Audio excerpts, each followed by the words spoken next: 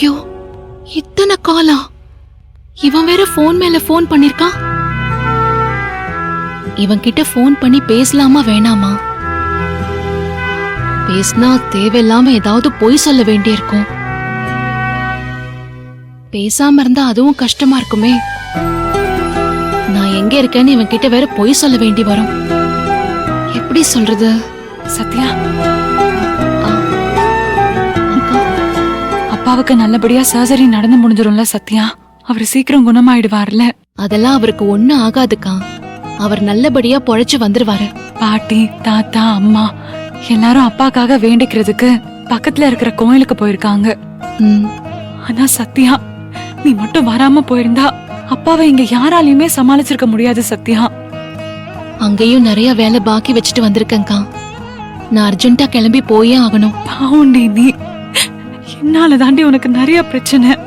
தனியா அங்க போய் செல்வநாயகி கூட போராடிட்டு இருக்க. தேவைப்படுறப்போ இங்கேயும் ஓடி வந்து உதவி பண்ற. சரியா தூக்கம் இல்லாம, சரியா சாப்பிடாம, டிராவல் அது இதுன்னு உனக்கு எவ்வளவு பெரிய அலைச்சல் சத்யா. எல்லாத்துக்குமே காரணம் நான் தான். உனக்கு நான் பெரிய பாரமா போயிட்டேன். நான் பண்ண தப்பு உன்னை எப்படிலாம் அலக்கலக்குது பாத்தியா? நான் உயிரோட இருந்து என்னடி புண்ணியம்? உங்க எல்லாரையும் போய் கஷ்டப்படுத்துறதுக்கு நான் செத்துடலாண்டி.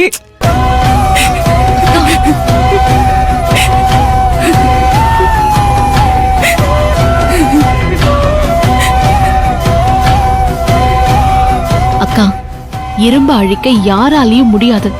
ஆனா அதோட சொந்த துருவே அந்த இரும்ப அழிச்சிரும். அப்படிதான் உன்னோட கோழத்தனமான நினைப்போம் உன்னை அழிச்சிரும்க்கா. அதனால இப்படிலாம் நீ பேசவும் கூடாது, நினைக்கவும் கூடாது. ஆனா அந்த செல்வநாயகிய பத்தி உன்னை விட எனக்கு தாண்டி அதிகமா தெரியும். ஏன்னா நீ அவளோட சந்தோஷமான முகத்தை மட்டும்தான் பாத்திருக்க. ஆனா நான் சந்திச்ச செல்வநாயகியோட கொடூரமான முகத்தை நீ இன்னும் சந்திக்கவே இல்லை. அந்த முகத்தை அவங்க காட்டும் போது நீ எப்படி சமாளிப்ப? அதான் எனக்கு ரொம்ப பயமா இருக்கு. நான் அவங்களோட நேரடியா போராட போறது இல்லையேக்கா. அவங்க எப்படி அபி முன்னால ஒரு பாசமான அம்மாவா நடிச்சு அபிக்கு பின்னாடி நம்பிக்கை துரோகம் செஞ்சு உன் முதுகுல குத்துனாங்களோ, அப்படிதான் நானும் அவங்க முன்னாடி நலன் சாரோட பொண்ணா நடிச்சு அவங்க ஸ்டைல்லயே அவங்க முதுகுல குத்த போறேன். ஒரு பக்கம் இந்த கல்யாணம் நடக்கும்னு உன் மேல எனக்கு நம்பிக்கை இருக்கு. இன்னொரு பக்கம் செல்வநாயகி இந்த கல்யாணத்தை நடத்த விட மாட்டாளோன்னு எனக்கு ரொம்ப பயமா இருக்கு. ரெண்டு நினைப்பும் என்ன மாறி மாறி வதக்குது. நான் என்னடி பண்றது? அக்கா, நான் சொல்றத நல்லா புரிஞ்சுக்கோ. பாலமும் சுவரும் ஒரே பொருள் தான்க்கா கட்டுறாங்க. ஆனா பாலம் இணைக்குது, சுவர் பிரிக்குது. பிரச்சனையும் தீர்வும் ஒரே மனசுல தான்க்கா உருவாகுது. ஆனா பிரச்சனை குழப்பத்தை ஏற்படுத்துது. அதே தீர்வு தெளிவை கொடுக்குது. அதனால நீ பிரச்சனைய பத்தி யோசிக்காம தீர்வை பத்தி யோசி. உன் மனசுல அப்பதான் கொஞ்சமாவது நம்பிக்கை பிறக்கும். எனக்கு நீ அக்காவா பிறந்திருக்கணும்டி.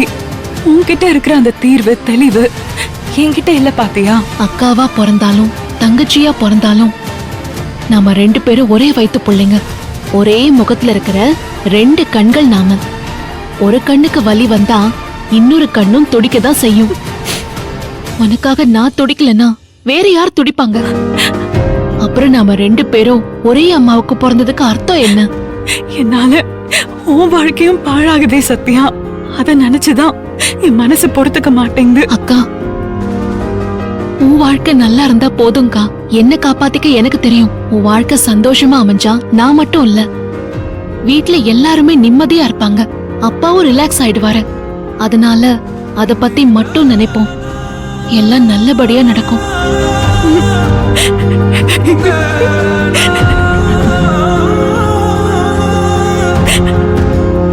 எப்பவுமே நீ சொல்லவியே அக்கா நீதான் என்னோட ரெண்டாவது தாய் அப்படின்னு. தப்படி, நீதான் எனக்கு ரெண்டாவது அம்மா.